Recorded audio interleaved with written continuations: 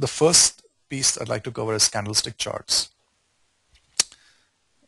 And here's what, so for those of you who've never used a price chart like a candlestick, I would suggest you get started.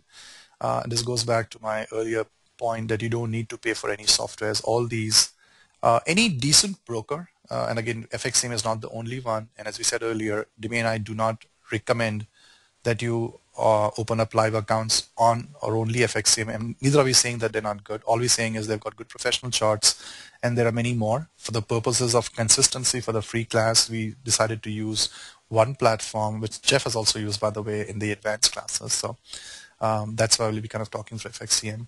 But there are a whole bunch out there. The only thing we suggest is, and the reason we used FXCM is because FXCM has Eastern time frame, Eastern time zone. So that's important for us. So we're all on the same page.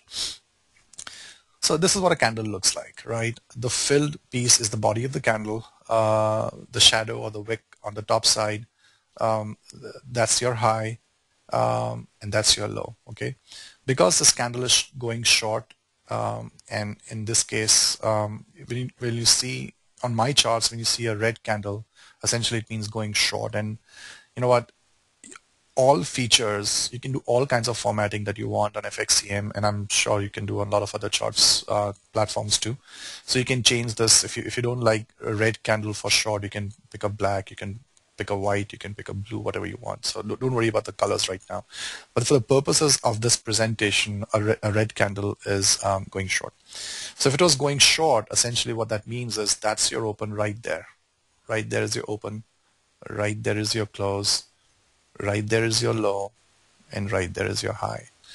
The concept I'd like you to understand, on the next candle, I'll show you a bullish one. So let's imagine this was a, I don't know, let's say a daily candle. That was your first day going short, and the next day would be going long. So the point here is, if it was to go long, then the close of the prior candle, becomes the open of the next candle if it was to go long, in this case, right? And again, in this case, blue candle represents a bullish candle going long. And simultaneously, if this was the open, then of course this is the close. The high, of course, is the high, and the low is the low. Okay. As I said, the key is to identify the open, high, low, and close of each candle. And if the candle was going long or short, you can change anytime any kind of colors on candles, their shadows, the wicks, the body, the outline, background, whatnot. So you can do all that. And we'll be covering a lot of that in the free classes on Mondays. So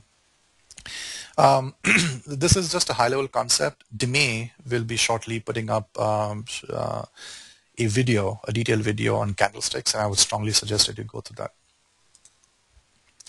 Now, I did an exercise actually in the introductory session where I put up a chart, and you see how this is an FXCM chart. You see all red candles are bearish, and the blue candles are bullish. Look at that blue candle; it went up. So you see this. This is a red candle. That's the close, right? The close and the low in this case is the same for the red candle, which became the open of the next bullish candle, and it went right there. Let me pick up another candle. Let's say this one. So that's a red and a red. So there are 3 red candles or 4 red candles going short. So you'll see this is the close. If I pick up this candle, this is the close of this red candle, which becomes the open of the next red candle, which further goes down all this. So this is the low of this candle. It pops back up before this particular time interval closes, becomes the close, which becomes again the open of the next red candle, goes all the way down till here. This becomes the close of this candle, and the next one is bullish.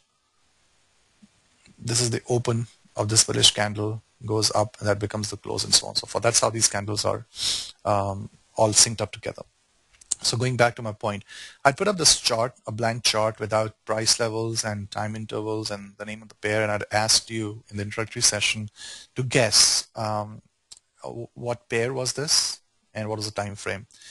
Now, of course, I mean, if I remember correctly, only one person guessed it right, but then he said it was a pure guess, which I would expect so. And then I opened up the the prices, and I asked, can you guess now? And I'm not sure if you can see on the bottom, but these are time frames, and I said, can you guess now? And again, I couldn't get all the answers until I showed what pair it was, which is the euro yen in this case, and it's a 30-minute leg. But what I want to make sure is that the message came across correctly. The purpose of this exercise was not for you to memorize all the charts. It's just not possible. There are 28 combinations, and I'll go through this later when I go to parallel inverse. Across the 8 currencies, there are 28 combinations of currency pairs, possible currency pairs, right, including the majors, the yen crosses, and the exotics. And then there's a whole bunch of from monthly to weekly to daily down to 60, 15-minute, 5-minute, 1 minute. It's just not, and they keep changing consistently. So there's absolutely no way you can remember. So that was not the intent for me to, so that's not the message. You don't have to memorize all charts. Now that being said, and again, I don't want you to do this, but if you are completely in sync with a certain pair like the Euro US or the USD and whatnot, you know what? If I take over the price charts and the time frames, and I put up a daily chart, for instance, you probably would guess it. But that's not the. I don't want you to spend time there, so to say. Okay, that's not really the intent.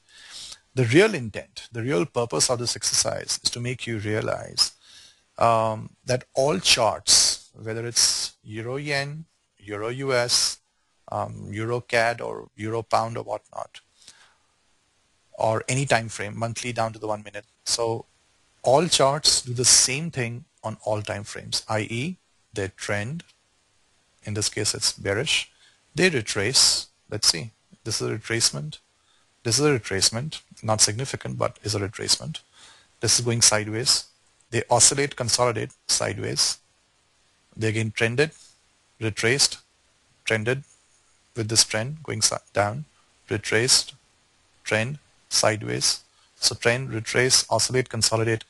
And then they either continue to trend, so this is continuation of trend, or the reverse. Now, in this case, it depending on which time frame you're looking at. Once again, on a 30-minute time frame, up from here down to here, I don't think it even hit 50%, or maybe just 50%, right?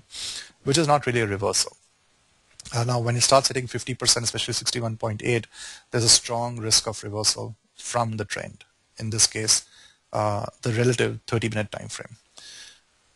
So that was the message, that once you start reading candlestick charts, please understand that if you were to take away the price and the time interval and don't show you which pair or time frame it is, essentially all price charts do the same thing on all time frames. They trend, they retrace, they oscillate, consolidate, and then they either decide to trend again in the same direction or the reverse. That was the message.